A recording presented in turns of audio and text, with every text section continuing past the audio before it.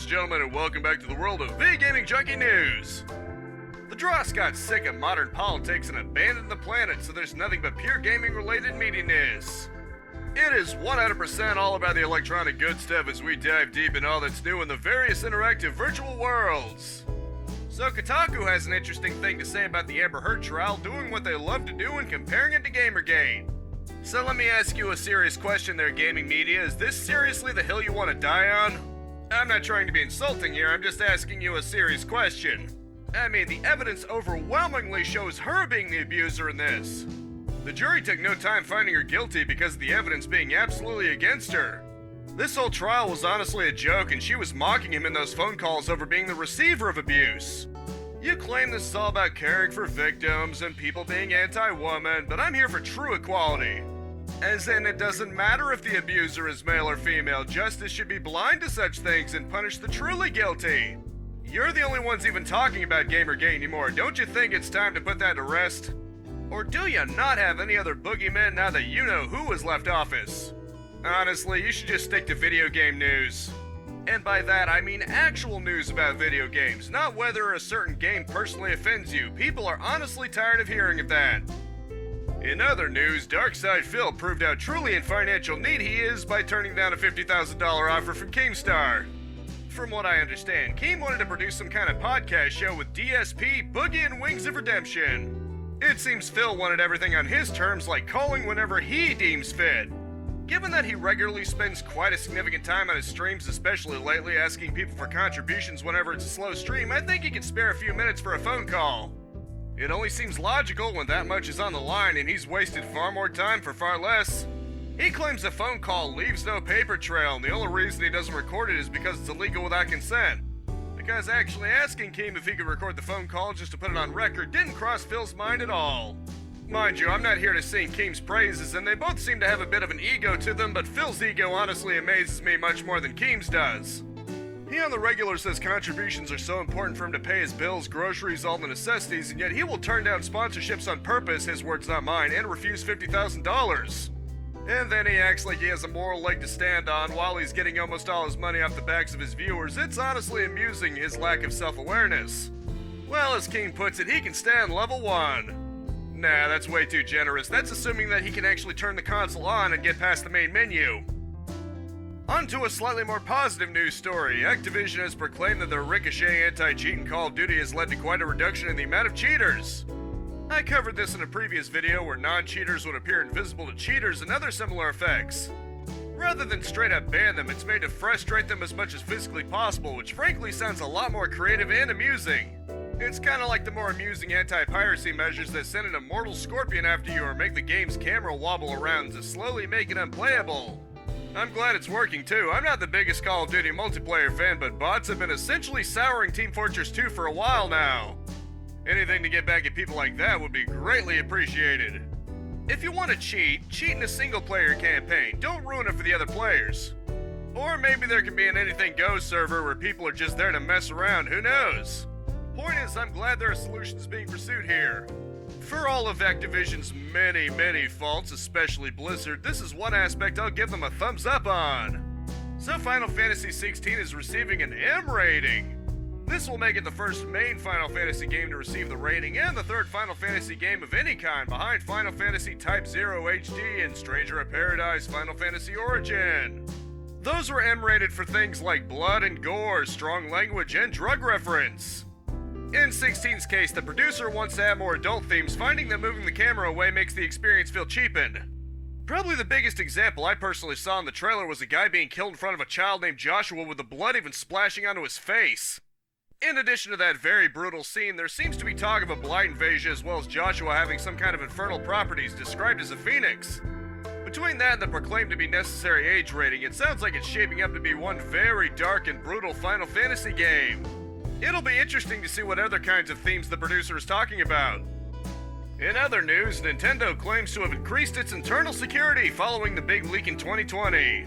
For those who aren't in the know, it was named the Giga leak and had a very large amount of things leaked. These include the source code for F-Zero, Zelda Link to the Past, Ocarina of Time and Majora's Mask, Star Fox 1, 2, and 64, Super Mario World, and 64, etc. Even the Nintendo Switch's firmware was leaked in this, interestingly enough, and games as recently as Pokemon Ultra Sun and Moon. That's in addition to prototypes like for Super Mario Kart and an official 3D model of Luigi in Super Mario 64.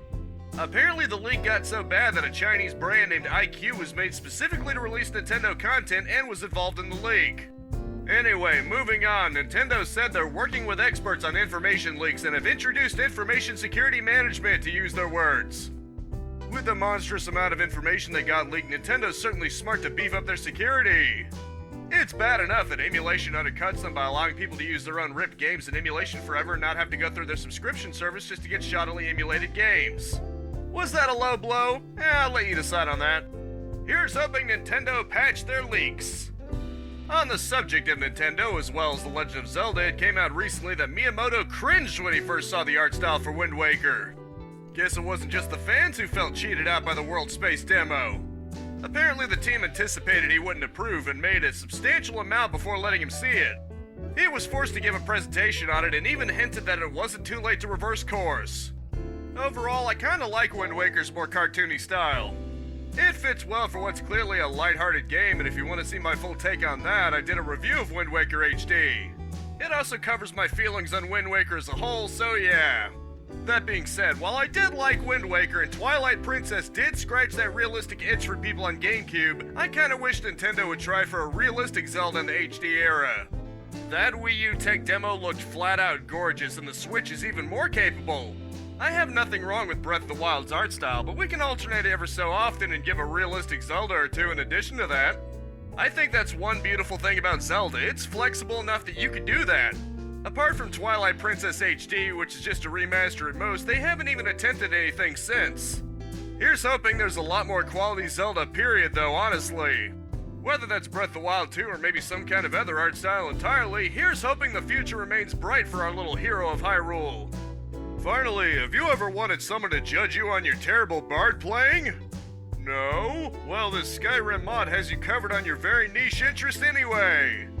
That's right, Skyrim's Got Talent, obviously named after America's Got Talent, has a bard progression system. Depending on how well you do, the NPCs may either beg at you to stop or compliment you on not sucking quite as hard as they would have expected. It'd be kinda funny if the guards could tell you to knock it off like they do with your dragon shouts. With how bad it can get initially, I think some of those NPCs would rather be Fos Rodon in the face. You have 5 ranks of quality to achieve, and if you subscribe to the doctrines of Philosopher Sweet Brown, ain't nobody got time for that, there are cheats to instantly give yourself skill. Sadly, this will not improve your music playing abilities in the real world. There's no cheats in the real world except maybe paying others to do it for you. You have 3 instruments to choose from that have different buffs, or maybe debuffs if you suck at it. The drum can fortify your health, the flute can get you better prices, and the lute can fortify your S plus M. That's not what you're probably thinking, or at least I hope not. This update alone added 80 NPC reactions, and Lurba got idle singing, funny enough. There appears to be versions of this mod for the special and older version of Skyrim, thankfully. That'd be a real bummer if you had to get a new version of Skyrim just to experience it. So if you're so inclined, download this mod, grab your flute, and prepare to be visited by veterinarians who are worried about your dying animal. And as always, from the page of Games Radar, it's time for the latest round of release dates fresh out of the oven. I would cover just one week since I'm now doing news videos weekly, but there aren't that many. July 1st has F1 2022 for PlayStation, Xbox, and PC, while the 7th has Matchpoint Tennis Championships for the same in addition to Switch. The 8th has AI, the Somnium Files Nirvana Initiative for the Old Band of 4 if you're living in Europe, as well as Clonia Fantasy Reviere Series for Switch, while the 14th has Clanfolk for PC. And that's literally it, while this week's epic freebie until next Thursday is another 2-for-1 special, baby. You've got Geneforge 1 Mutagen, an open-ended fantasy RPG, and Iritus Lord of the Dead, a turn-based roguelike RPG, so 2 RPGs for your role-playing pleasure. Hold the presses, folks, because Hood Outlaws and Legends is also now available until next Thursday. And as always, that rounds out this news week. I do hope you enjoyed and were well enough informed. As always, I Let's Play every single day, 10 a.m. and 2 p.m, live stream Mondays and Thursdays unless otherwise specified at 4:30 p.m, and I now do news videos every week Friday at 6 p.m. And of course, that's all in Eastern Standard Time.